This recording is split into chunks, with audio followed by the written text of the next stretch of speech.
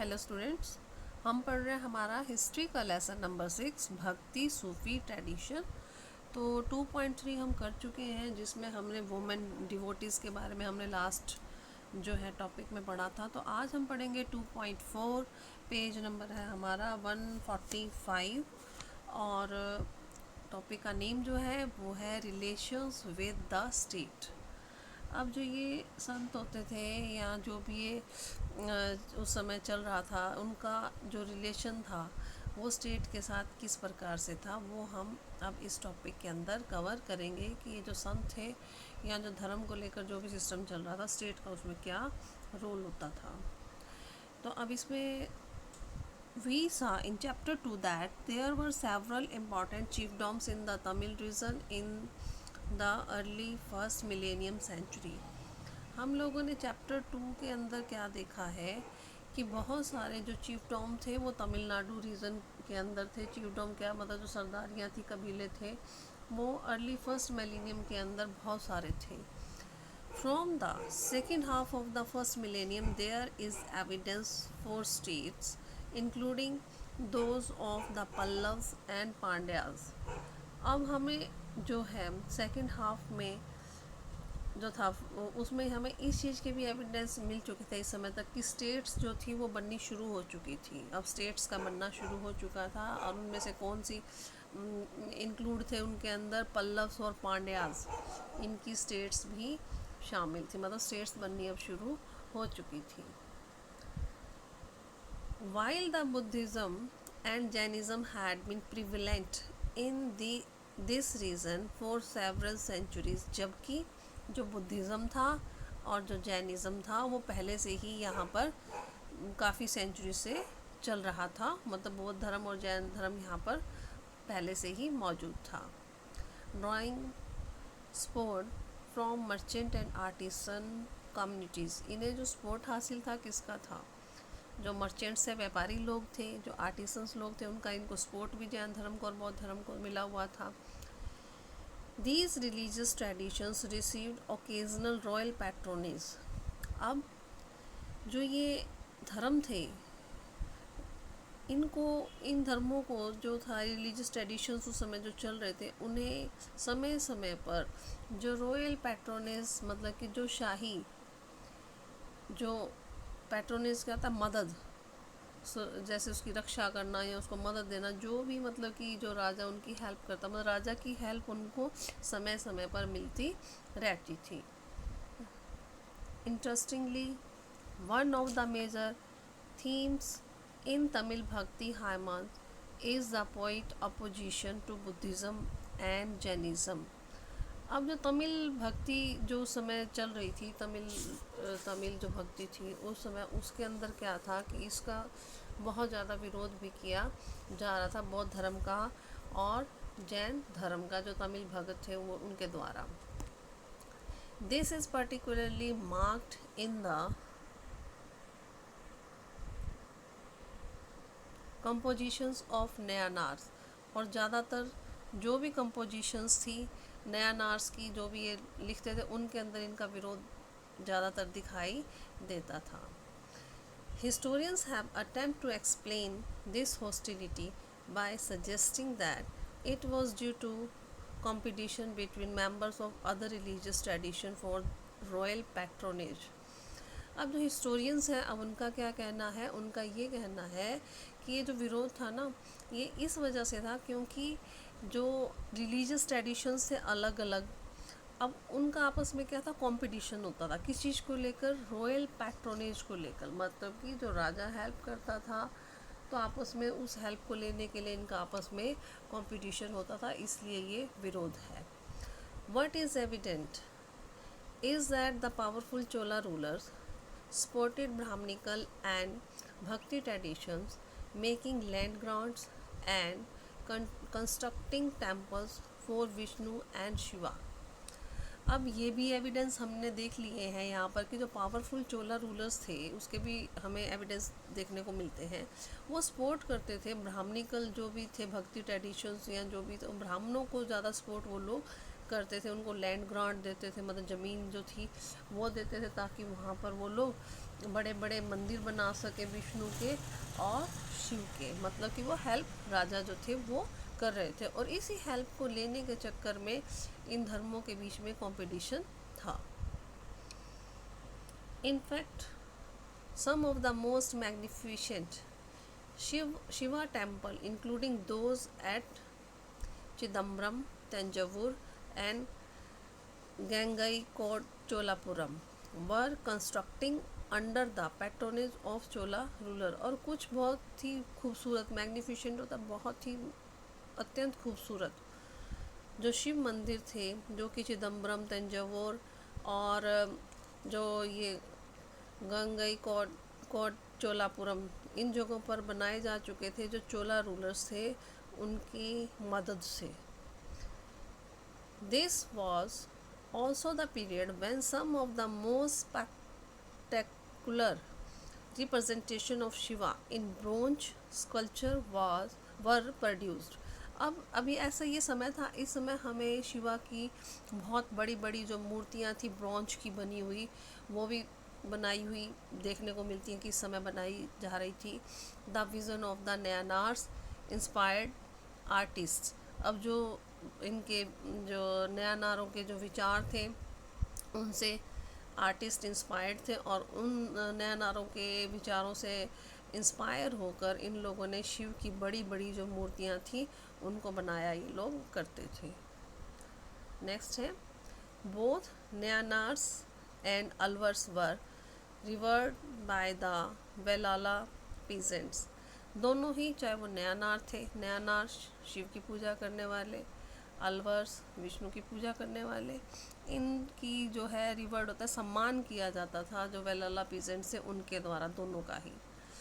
Not surprisingly rulers try to win their support as well. इसमें भी कोई हैरानी की बात नहीं है कि राजा भी अब इन लोगों का जो सपोर्ट है उसे हासिल करना चाहते थे। The Chola king for instance often attempt to claim divine support. अब जो चोला राजा थे वो देवताओं की भी जो है चाहते थे सपोर्ट उनको मिले उनके, and proclaim their own power and status by building splendid temples. और अपनी पावर को शो करने के लिए वो बड़े बड़े मंदिर वगैरह भी बनवाते थे कि हम बड़े भगत हैं, ठीक है भाई, हम इनकी पूजा करते हैं। That were adorned with the stone and metal sculpture to recreate the vision of these popular saints who sung in the language of the people। अब इन मंदिरों को, बड़े बड़े मंदिर बनवा के उनके अंदर क्या थी, बड़ी बड़ी पत्थर की और मेटल की जो मूर्तियाँ होती थी उनको भी लगवाते थे। अब ये जो मूर्तियाँ वगैरह लगवाते थे, मूर्तियाँ जिनकी लगवाई जाती थी जिन देव देवताओं की, उनमें इन संतों की झलक देखने को, मतलब कि इन संतों का क्या व्यू है, क्या इनका विज़न है, वो देखने को मिलता था। और ये जो संत थे ये लोगों की जो कॉमन लैंग्वेज होती थी उसमें ही संग करते थे, मतलब कि भजन वगैरह उन्हीं में गाते थे। तो उन संतों की व्यू को दर्शाने के लिए जो राजा थे वो मंदिरों के अंदर बड़े बड़े देवी देवताओं की मूर्तियाँ लगवाते थे जो कि बनी होती थी पत्थरों की या फिर मेटल्स की। These kings also introduced the singing of Tamil Shiv hymns in the temples under royal patronage। अब ये जो राजा थे इन्होंने शुरू किया जो तमिल शिव भजन होते थे तमिल के अंदर, उनको भी भाई वो गाए जाए मंदिरों में, उनको लेकर भी इन्होंने शुरू करवाया कि भजन यहाँ पर तमिल लैंग्वेज के अंदर शिव के गाए जाएँ, ठीक है, उसमें मदद की इन्होंने। Taking the initiative to collect and organised them into a text. Text का नाम यहाँ पर बताया है तेवारम। अब उन्होंने फिर इन भजनों को जो है एक जो टेक्स्ट, एक जो ग्रंथ है, ग्रंथ के अंदर भी कलेक्ट करवाया जिसका नाम है Tevaram. Further inscriptional evidence from around 945 suggests that the Chola ruler Prantaka I had consecrated metals images of Apar, Samandra and Sunbarar Sundarar in a Shiva temple. अब हमें जो 1945 टाइम पीरियड था, ईस्वी जो थी, उसमें जो एविडेंस मिलते हैं इंस्क्रिप्शंस के लिखे हुए, उसके अंदर भी हमें ये पता चलता है कि जो चोला रूलर था, प्रांत का फर्स्ट जो था, उसने मेटल की इमेजेस बनवाई। किसकी? उन संतों की, अपार, सांबंदर और सुंदरर जो संत थे जो शिव टेम्पल के अंदर, उनको लगवाया। ठीक है। और these were carried in procession during the festival of these saints. अब जब वहाँ पर कोई भी ओकेज़न होता था, फेस्टिवल्स होते थे, तो इन संतों की जो प्रतिमाएं थी, ये जो मूर्तियाँ लगवाई थी, इनको भी जुलूस में शामिल जो था वो किया जाता था। नेक्स्ट है हमारा टॉपिक थर्ड, द वीर शैव tradition in Karnataka.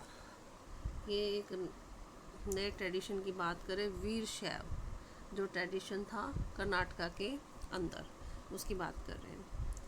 The 12th century witnessed the emergence of a new movement in Karnataka. जो 12th सेंचुरी थी वो किस चीज़ की विटनेस थी कि एक नया मूवमेंट शुरू हो रहा था कर्नाटका के अंदर, लेड बाय अ ब्राह्मण नेम्ड वासवन्ना। इसको शुरू किया था एक ब्राह्मण ने जिसका नाम था वासवन्ना। टाइम पीरियड ये दिया हुआ 1106 से लेकर 68 तक। who was a minister in court of Kalachuri ruler. जो कोलाचरी रूलर था उस समय, उसकी कोर्ट में वो मंत्री था वासवन्ना। His followers were known as वीर शैवास। अब उसके जो मतलब कि जो फॉलोअर्स थे, उसको फॉलो करने वाले, उन्हें वीर शैव कहा गया है, और या फिर उनको कहा गया है लिंग्यात। शिव वीर शैव मतलब कि जो शिव के भगत हैं, लिंग्यात जो कि वियरर ऑफ द लिंगास, जो कि वो भी आगे इसमें नेक्स्ट पैराग्राफ के अंदर पूरी डेफिनेशन दी हुई है कि लिंग्यात कौन थे। देखते हैं हम। Lingayats continue to be an important community in the region to date.